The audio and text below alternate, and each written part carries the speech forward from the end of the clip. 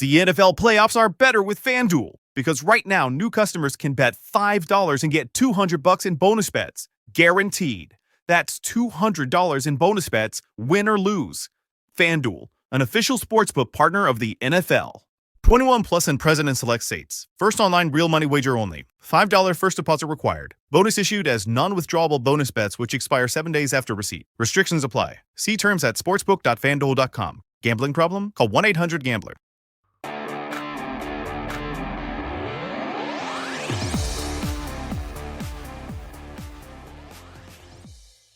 Hey, Eagles fans, this is Chris Franklin from NJ Advanced Media, and welcome to the No-Huddle Show podcast, the show where we discuss all things related to the Philadelphia Eagles.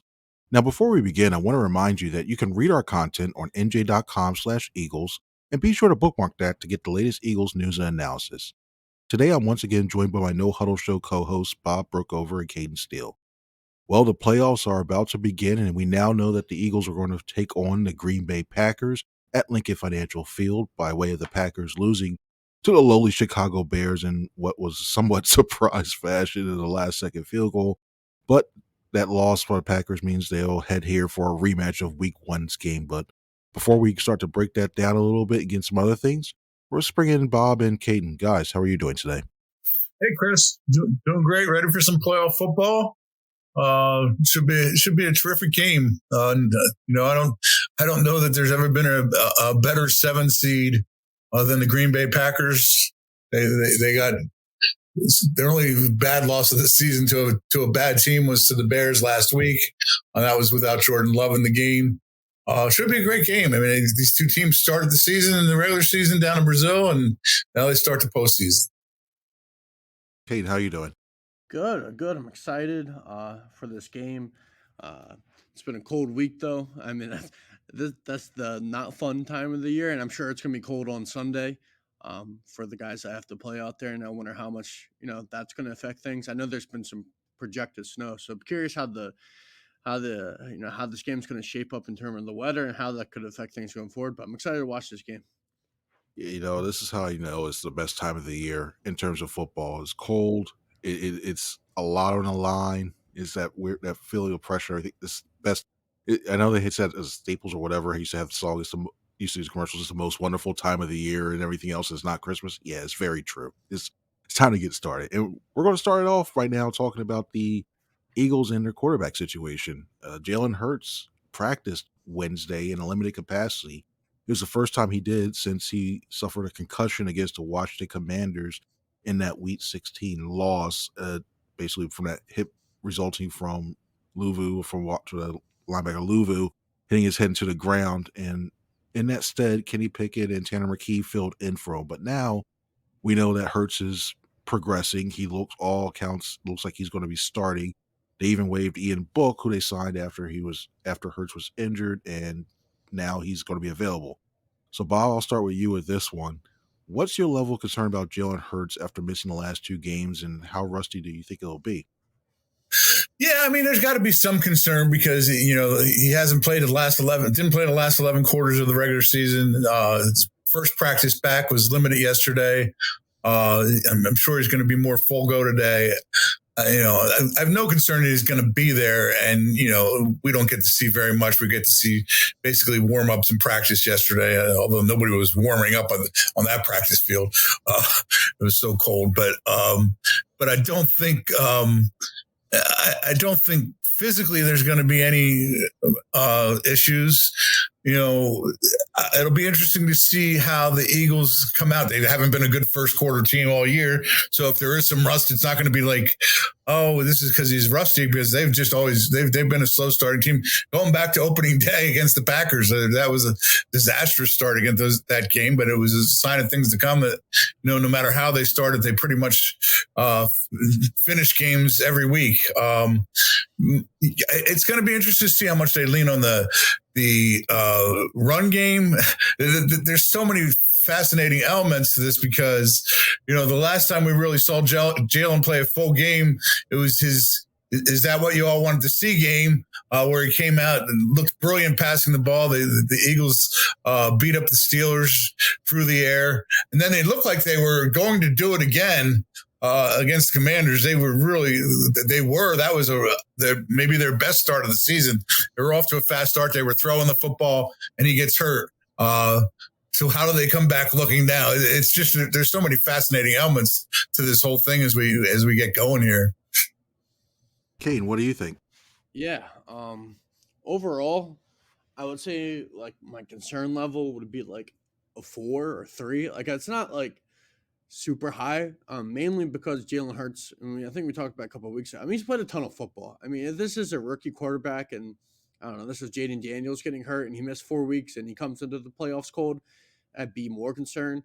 We saw him miss time before the 2022 season, at the end of the 2022 season, and he was really good in the playoffs. Arguably outplayed Patrick Mahomes. Definitely outplayed Daniel Jones in the divisional round. Like, I mean.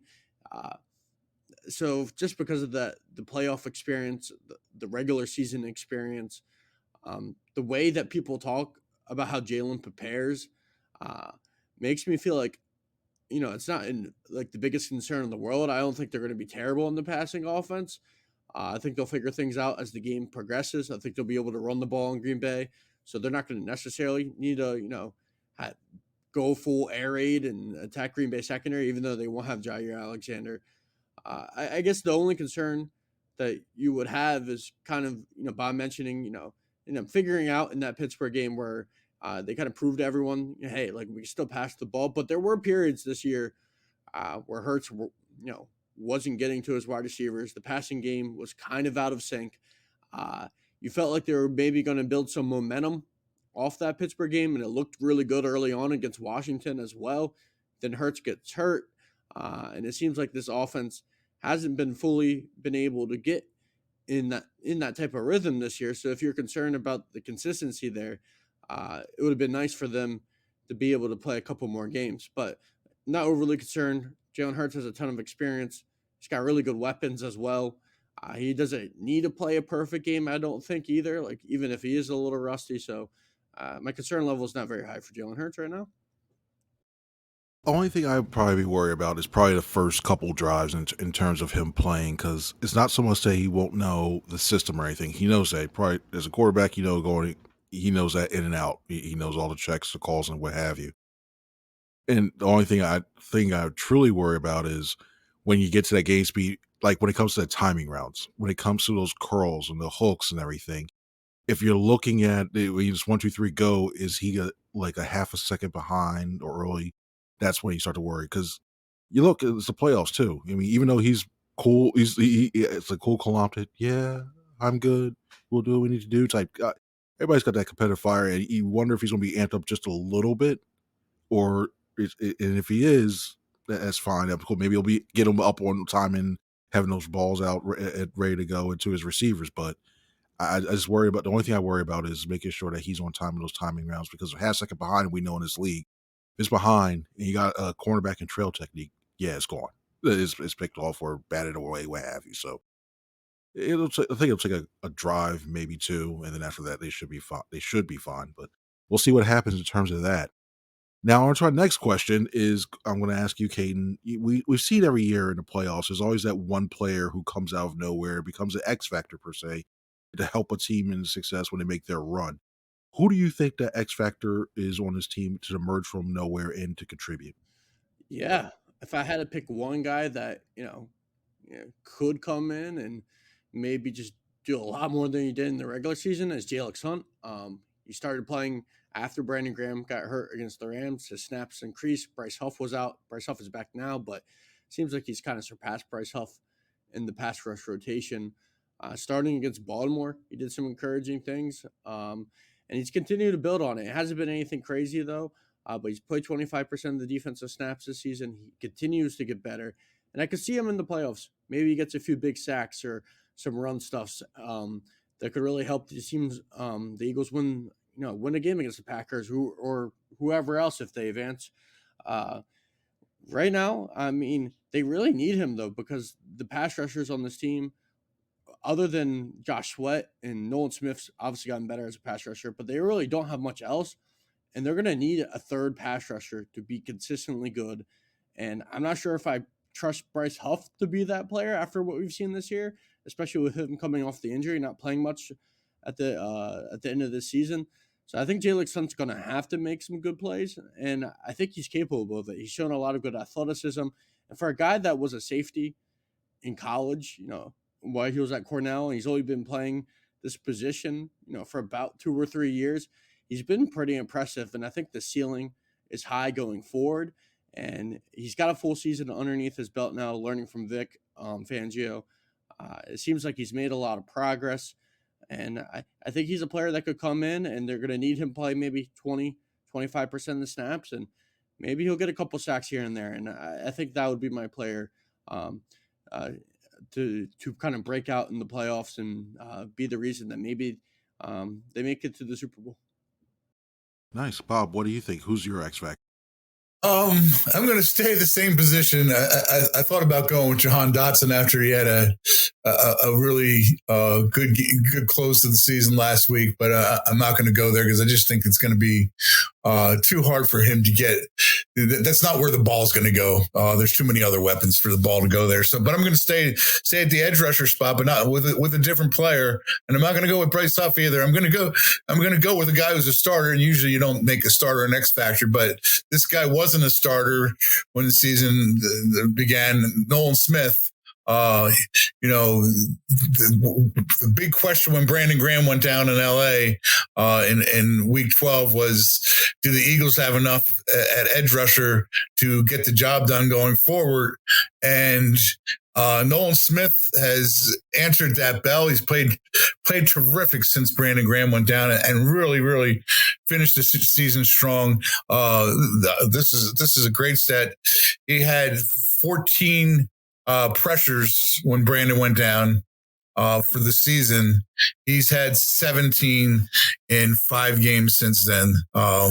It tells me that he took the challenge, and became a better player when they really needed him, and they needed him to play more. And the guy's got a ton of talent, a high motor. He's a guy who could create. He's been creating some takeaways. I can see him creating a takeaway in this game that makes a difference in this game. I really am eager to see him not only play this game, but also to see where his career is about to go. Yeah, when I'm looking at this team, I look at a guy who's a backup who's got a lot on the line actually coming up here, and I look at Milton Williams being that guy. In terms of that one, and you guys probably know this, and I won't do that. Who do you think led the team in terms of It's funny, Jalen Carter. Out of Jalen Carter, Jordan Davis, Milton Williams, who do you think had the better pass rush win rate? Well, I know the answer to this one because I wrote the Milton Williams story a couple weeks ago, and the answer is Williams. And also, that's a bad disguise when you say Milton Williams is my guy, and then you ask a trivia question. And of course, the answer is Milton Williams.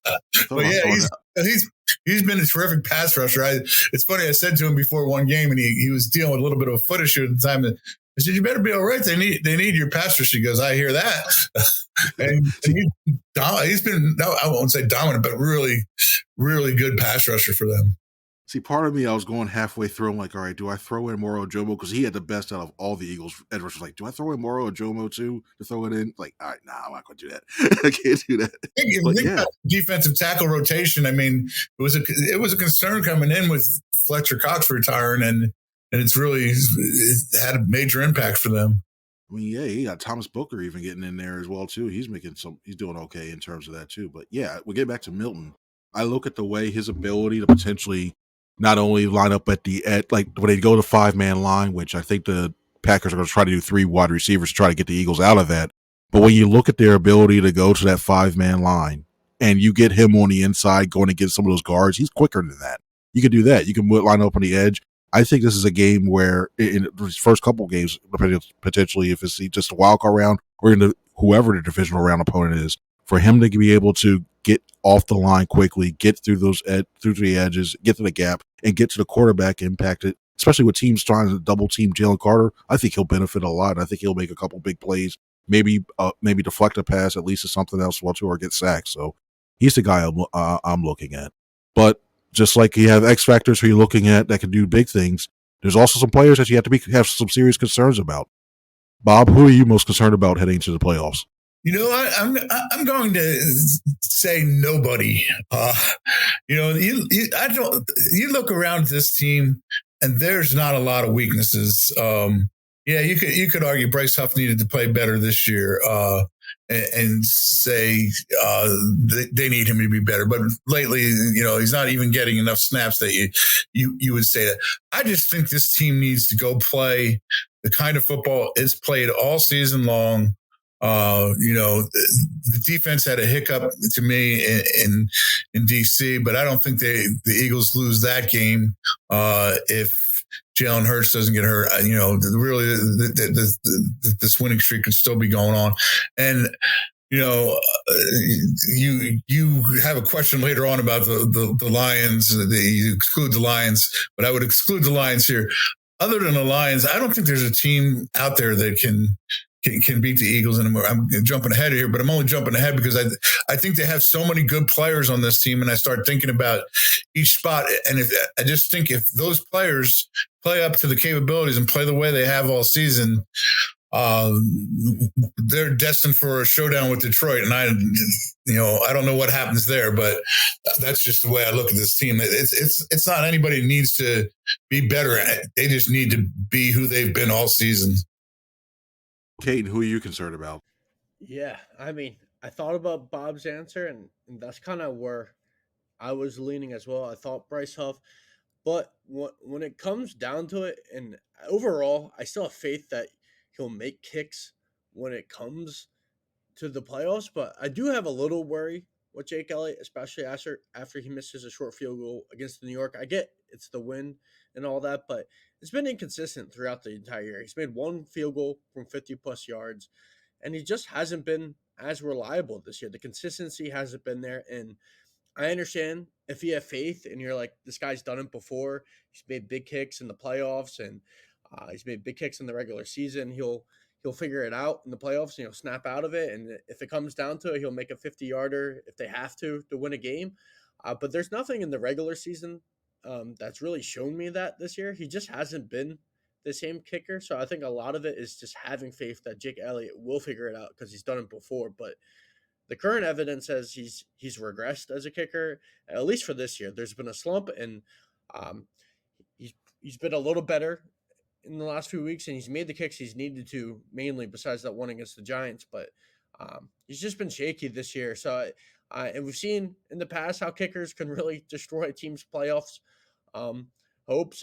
Going back to the Packers last year, I believe even back in Minnesota, like 5 or 6 years ago, with even probably longer than that at this point, with Daniel Carlson when he first came into the league. I mean, when a guy misses a kick, it could cost you a game. So I get what Jake Elliott has done, and I still think there's a chance he turns it around, but he hasn't been consistent this year. And I don't know if he'll tune it up, or he'll in the playoffs something will change and he'll just lock in, and these things from 50 yards will become more automatic for him because they haven't been this year. They used to be, but they aren't anymore, and that would be my biggest concern. And just generally the special teams. I mean, Braden Mann struggling on kickoffs. I don't know what they're going to do and what direction they're going to go with that, giving up some long returns this year, including in the Commanders game. I think the special teams unit could be the unit that cost the Eagles a playoff loss.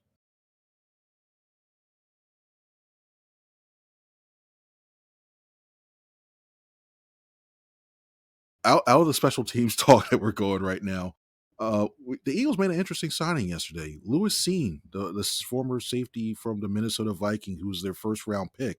Eagles signed him to the active roster, which was kind of a surprise in a way because you're looking at that. And Cayden, I'm going to ask you this one.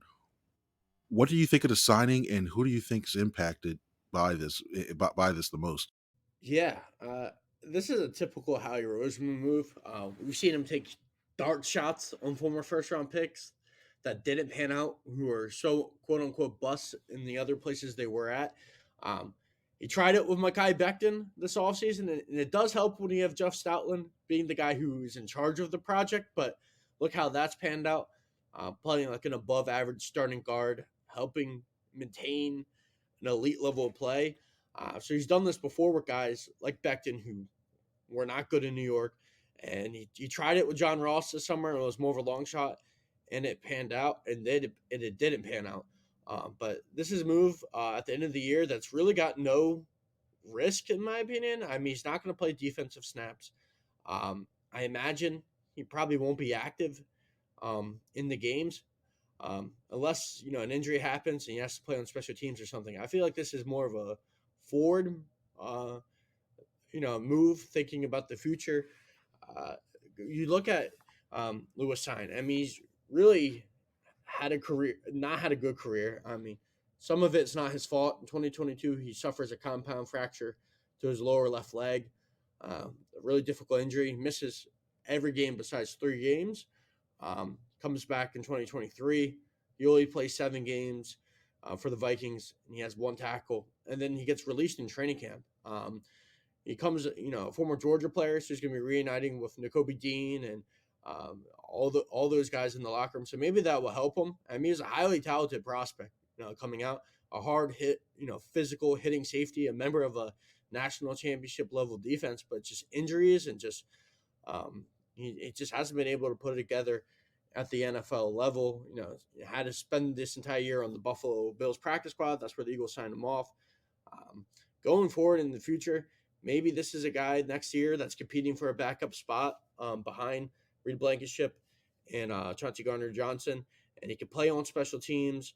And I think that's the hope, is they can maybe turn this guy into a 3rd or 4th safety who could be a contributor, maybe in certain defensive packages for Vic Fangio, probably next season once he gets comfortable with the defense. But I would say the guy this affects the most probably is, if you're just looking forward, is probably Tristan McCullum.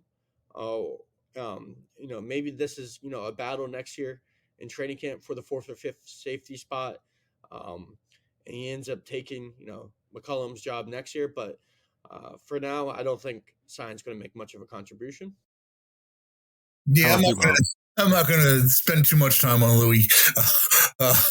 This is a look forward. I don't think this is anything about what they're about to play against the Packers. I think somebody, and probably more than one somebody, like this guy coming out of college, out of Georgia. He's a Georgia guy, so that we know they have an affinity for Georgia guys.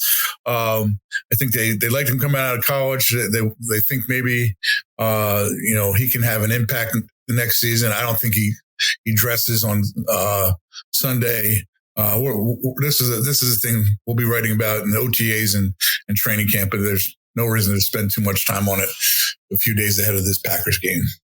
All right, cool. Yeah, I thought it was interesting. I thought he'd try to force his outright release from the Buffalo Bills, but yeah, he was going to get a chance to get a ring no matter where he practice squad would have it. I thought he'd try to force his way off the practice squad, try to sign here on the Eagles practice squad, and the Eagles will try to add him to a reserve futures deal or what have you. I think it's a nice insurance policy to have, just in case one of these guys get hurt, especially on the special teams side. Because I remember I was high on him. I thought I had him graded as my second best safety behind Kyle Hamilton that year. I think I had Daxton Hill was the other guy that I had going up there high too. Whoa, that was a little off on that. But when you look at that in terms of, I thought he was a decent, good tackler. He could play in space. All right, he could be a special teams guy, but I don't think he's going to come in here and unseat Reed Blankenship or CJ Gardner-Johnson. He's a good depth piece to have, I think, in terms of in case something happens. But I thought he'd be more in the practice squad. I know he was already on Buffalo's practice squad. He can't sign somebody from one practice squad to another, but I thought he'd force his way out, but guess not. So it's time to move on to the run pass option segment of this show. What I'm going to do is I'm going to read a statement, and if Bob or Cayden agrees with the statement, they'll run with it and explain why. If they disagree, they'll pass on it and give a reason why. So here we go. Bob, Packers quarterback Jordan Love will have more than 250 passing yards against the Eagles defense despite concerns about his elbow. Are you running or are you passing? I am going to pass on that one, Chris. He has not had 200. He's had 250 250-yard passing games all season. I believe we're in the right season here. And he did throw for more than 250 against the Eagles, threw for 260 earlier this season. But this Eagles pass defense is really good. I think they've allowed just 3 250-yard games all season. One of them was the Packers.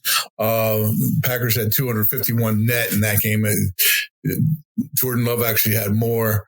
But I think the Eagles' pass defense is playing terrific football right now. I think they're more vulnerable to against the run than they are the pass. They're number one passing defense in the league. They're number 10 rushing. Vic Fangio kind of addressed this week he was asked about the run defense, and he said we have been a little inconsistent in that department, and that seemed to be his biggest concern. Love is also coming off this injury. He said he was fine yesterday because after practice. He had numbness after he left the game, and Sunday he said his arm went numb from the elbow injury. He said that got better later that day. But it's still there. That to me, that sounds like, and I'm certainly not a doctor, but it's almost like a stinger type of thing, and you worry about stingers coming back because they're vulnerable to coming back if you get hit in the right part of the body. So I think the Eagles shut down this passing game. You also factor in that Christian Watson isn't there. He's not their best receiver, but he's out for the year. I'm passing on him getting over 250 yards. What about you, Cayden? You running or are you passing? Yeah, I'm going to pass as well. I think the Christian Watson thing is a big deal.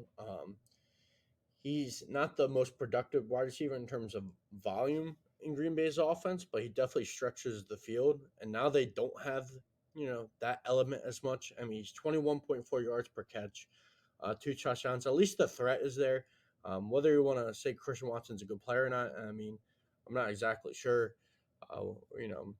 overall, the impact that he makes, but he at least presents, the threat where secondaries have to be worried about it. And the other wide receivers in that core, I think, are solid players.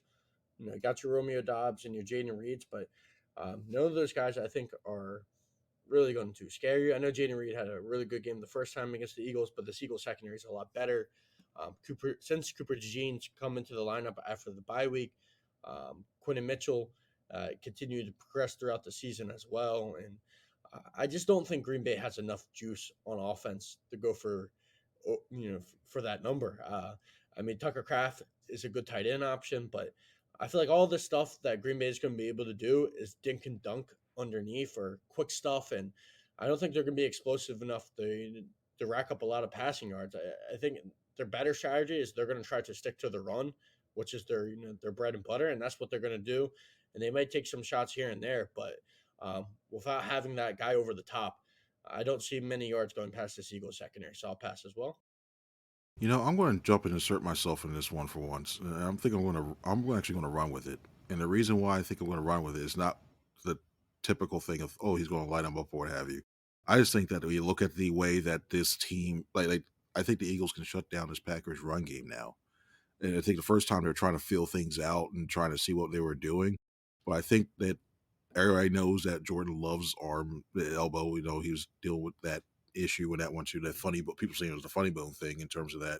Yeah, I think he'll be okay and he'll start and everything else. But I think that the Eagles are going to stop the run game. That's the only way they're going to try to do it is through throwing the ball, what have you. I don't think he's getting 300 yards. I can see something like 260, 270, which would be the first time since he was able to do it. I think it was like against the Dolphins. Against the Dolphins, he threw 274 yards. Since then, he hasn't thrown for 250 yards or more than 250 yards. So I think it's one of those things that, and I think they'll be down by like 10 late, and they'll have to start really pushing the ball down the field through the air. So that's the reason why I'd run with it. He's not getting 300 yards, but I think he gets somewhere in that 270 range. And yeah, it goes from there just in terms of the run game. Now, here's the other run pass option we're going to do with you. Cayden, go with you. That first meeting between the two teams, it went. The numbers look like it says defense was optional.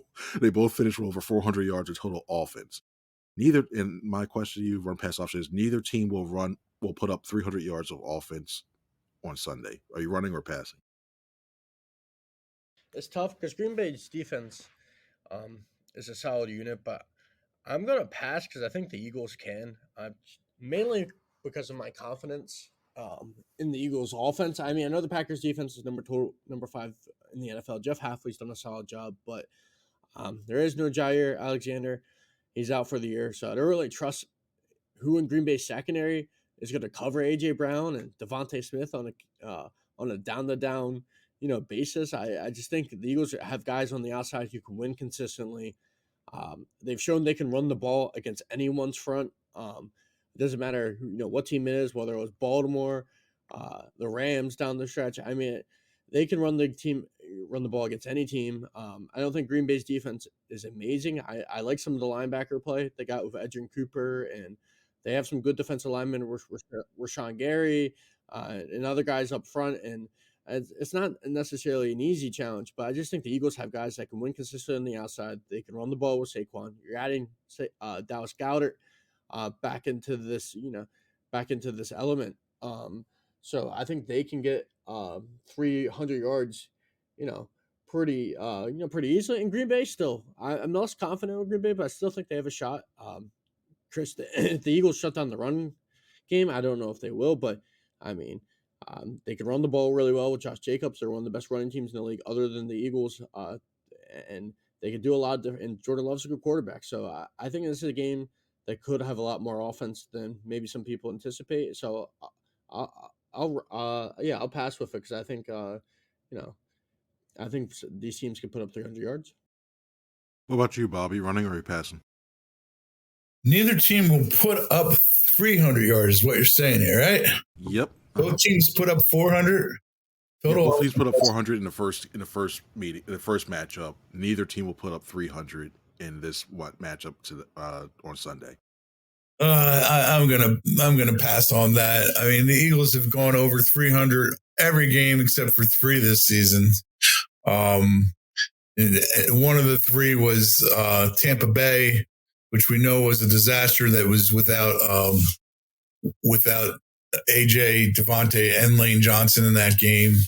And there's just too much explosiveness on that offense. And I would say that the same thing about Green Bay, even though that they're missing a weapon, still very explosive offense. Only been kept under 300 yards 3 times all season.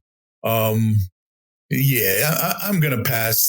There's these 2 teams are too good. And the other thing, Cayden mentioned weather, cold, but by the sound of it, weather not going to be that bad on Sunday. I think it's going to, at the peak of the day, it's going to be 40 and sunny. It's not supposed to be one of those disaster cold days that we've been experiencing the last couple of days. It's supposed to actually warm up, and I put warm in quotation marks. But I think we're going to have decent weather and some decent offensive play. And I think the Eagles could really have a really good offensive game here. I do. They're much healthier than the Packers. So I think, offensively, Jalen back, we could see this offense really have a big game. All right, cool. And now we're coming to the conclusion, the last segment of today's show. It's going to be the 2-minute drill. I want to have where each of these guys will have 2 minutes to answer a question. If they don't finish, the whistle is going to blow. You'll hear it, and their time's going to be up. And this question, Bob, we'll start with you, is this. Now that we have all the details with which teams are in the playoffs and what seeds they are, how far will the Eagles go, and what team, other than the Detroit Lions, is their biggest threat? Your time starts now. Okay, here I have a question before we start. Okay, we'll have an official timeout. Okay, just a question about your question. Okay. Are we counting AFC teams here, or are we just counting NFC teams? It's however far you think they go. Okay, so we can count either side. However far. All right. Well, I'll give our listeners. I guess we're going now. Okay. I'll give our listeners a little bit of taste of both sides, because if we're looking at just the NFC, I think the team most threatening to them. Let's go with the Tampa Bay Bucks, who've been playing pretty good football lately. I think they're the biggest threat to keep them from getting to Detroit. The Bucks have played deceivingly good football. Their only hiccup they've won six of their last 7, and their only hiccup after really struggling in midseason, their only hiccup being against the Cowboys at Dallas. They've played really pretty good football, and they haven't just been winning. They've been winning big. They blew out the Chargers in L.A. They blew out the Panthers, they beat the Saints for, they struggled a little bit there last week, but they've been playing some pretty good football. So I think that's the team in the NFC biggest chance to keep them from getting to Detroit. But if we're going globally here, the whole league, I think Buffalo's the most talented team from the other league. Kansas City's had a great season, so many injuries and stuff, but I just think Buffalo and Josh Allen, he's going to win the MVP in my mind. I think Buffalo is the team that is most complete and the biggest threat to prevent the Eagles from winning the Super Bowl. I wrote about this on Sunday. It's a tough path, man. And like I said earlier, the Packers, maybe the best 7-seed team. Well, I mean, it's only been a 7-seed for a little bit, but even 7 or 6, a low-seed team in a long, long time. Tough path to the playoffs. Buffalo is my answer. Tampa Bay, NFC. And you did it with 8 seconds left. Good job. Nice. Bravo for that. You did good. I'm proud of the way you've come with this game. It's great. Sorry I had to clarify that because I didn't know if you just meant NFC. Oh, it's all good. It's all good. Cayden, same question to you. In terms of, now we know the seeding and the teams that are in the playoffs, how far will the Eagles go, and what team other than the Detroit Lions is their biggest threat? Your time starts now.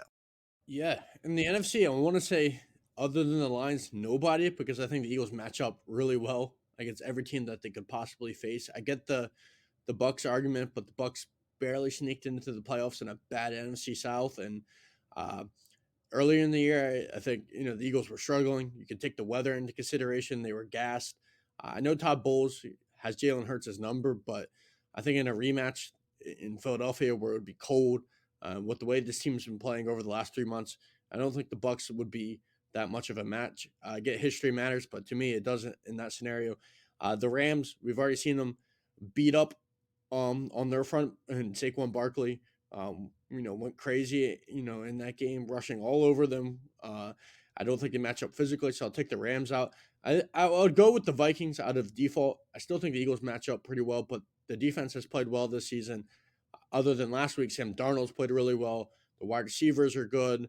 Aaron Jones is a good running back. They have a lot of different elements. Kevin O'Connell's a good coach. So I'll go the Vikings are the biggest threat from stopping the Eagles from playing the Lions in the NFC.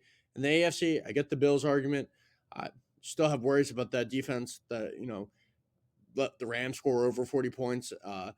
Josh Allen's incredible, but to me, the biggest threat in the NFL in general is still the Chiefs. I know they haven't played great this year, but they started to play better in December. They got Marquise Brown back in the fold. Xavier Worthy starting to take the next step. Travis Kelce might turn it on for the playoffs again. I know the defense hasn't been as good, but they still have Steve Spagnuolo. He's one of the best defensive minds in football. And this defense could get going at any single time. And they still got the best player on the planet in Patrick Mahomes. So I'll go I know it's the boring pick, but I'll go to the Chiefs in the AFC. All right, this is 2 weeks in a row where you guys haven't even gotten close to the whistle. This is getting scary. I might have to throw a roadblock into this one next time. Bravo, you kept fitted into there as well too. Real quick before we head out here, Kellen Moore, he's got two the Saints and the Jaguars. Quick yes or no, do you think he's back here with the Eagles next year? Yes. I don't think he's done. I don't think he's a top candidate probably for either team. Unless Jacksonville just annihilates every single candidate because no one wants to work with Trent Baalke, I think Kellen Moore will be back here next year. What do you think, Bob? Yeah, I think so too. I think it's tough for, and I do see the Eagles probably making a deep playoff run here, and it gets tough for guys who are candidates for teams that make a deep playoff run unless they're the guy like a Ben Johnson who everybody absolutely wants. I don't think Kellen is in that category right now. It's because teams get nervous and want to fill that spot as soon as they can. So I think we will see Kellen back, and that'll make Jalen Hurts very happy. When I asked him about Kellen possibly leaving in the middle of the season, he didn't even want to answer that question. So I do, yes, see him back. All right, cool. Well, Bob, Cayden, thank you guys very much for joining me today. And thank you all out there for listening to this podcast. We'll have a complete coverage of the wild card round game against the Green Bay Packers on NJ.com/Eagles, whether it be the lead up, the game itself, and post game. If they win or lose, we'll go into that full blown mode and have everything out there for you guys. So for Bob Brookover and Cayden Steele, I'm Chris Franklin. Everybody have a good one. See ya.